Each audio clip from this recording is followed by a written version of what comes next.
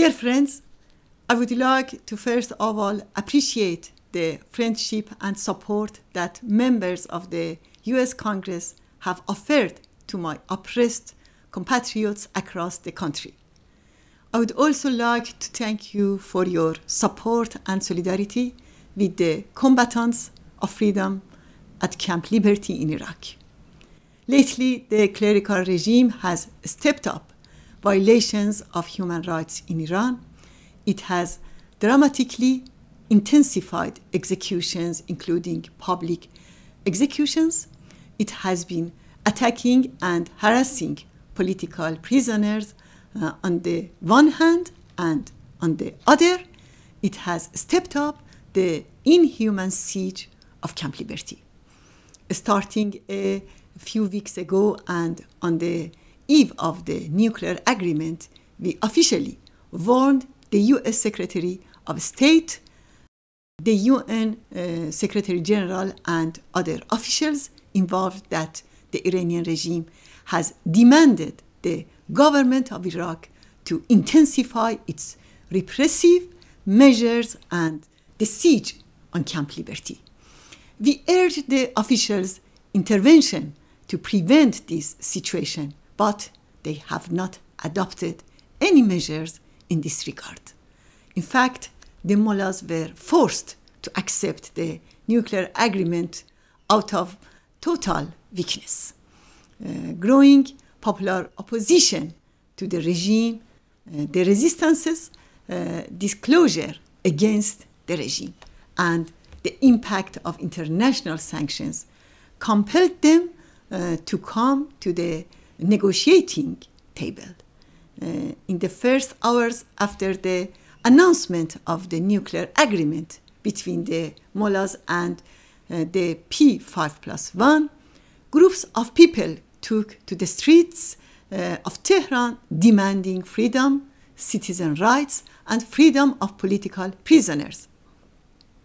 Contrary to the propaganda of the Iranian regime and its lobbies in the West, the Iranian people oppose the mullahs' nuclear program.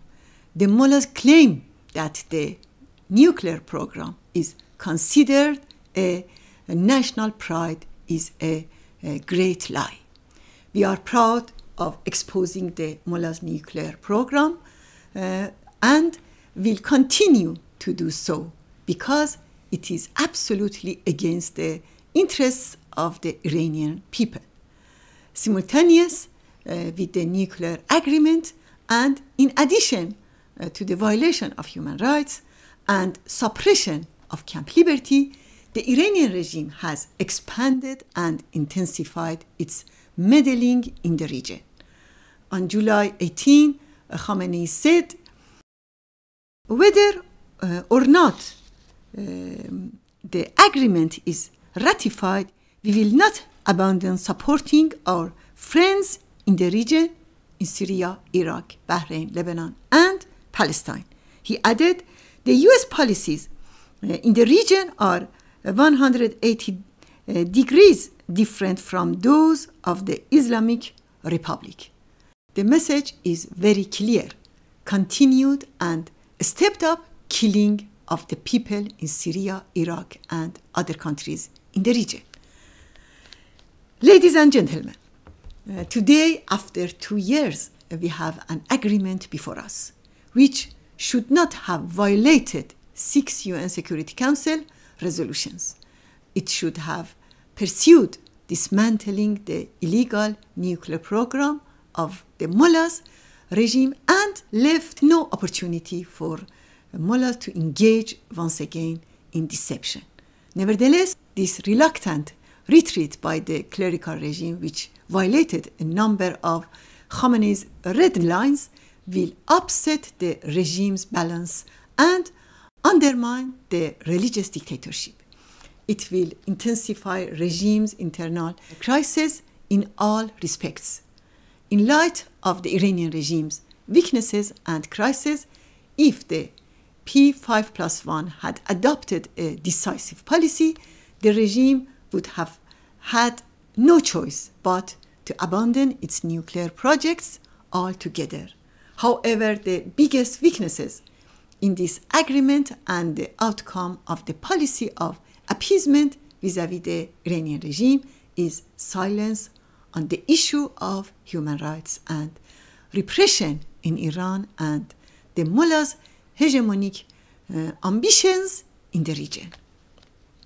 But history has shown that appeasing fascist regime will have catastrophic consequences. Neither appeasing the regime nor investing in its internal factions offers a solution. War is not the alternative to appeasement. The alternative is regime change in Iran by the Iranian people and their resistance. This is the only guarantee for resolving the mullahs' nuclear crisis. As such, in the present circumstances, we stress on the need for a responsible, decisive policy vis-à-vis the Iranian regime, the most serious regional and global threat today. The elements of this policy are: first, blocking all the pathways and loopholes which enable the mullahs to obtain the bomb. Second, recognizing the Iranian people's desire to topple the religious fascism in Iran and establish democracy and a popular rule. Third, expelling the Iranian regime, its revolutionary guards, corps, and the terrorist boats force from the entire region, especially from Iraq and Syria. I would like to use this opportunity to express my gratitude for the efforts and positions taken by the honorable members of the U.S. Congress in defense of the Iranian resistance members in Camp Liberty and in defense of the Iranian people's human rights and freedom, as well as your efforts to dismantle the ominous and anti-Iranian nuclear program of the mullahs regime and confronting its terrorism and regional aggressive policies. Thank you and God bless you all.